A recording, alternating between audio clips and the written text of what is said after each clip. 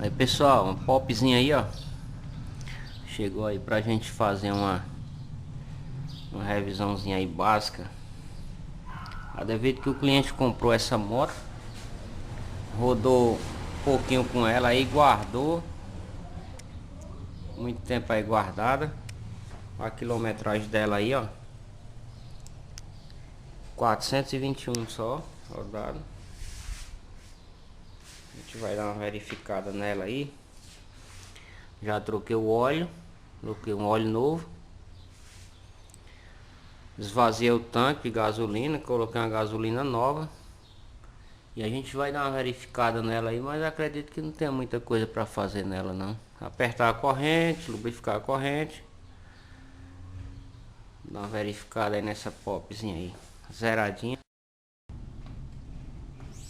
Aí pessoal, voltando aqui a uma pequena revisão na Pop 100. O cliente reclamou aí, quando aperta o freio dianteiro ela faz um barulho aí, tipo uma pancada. Isso aqui, ó.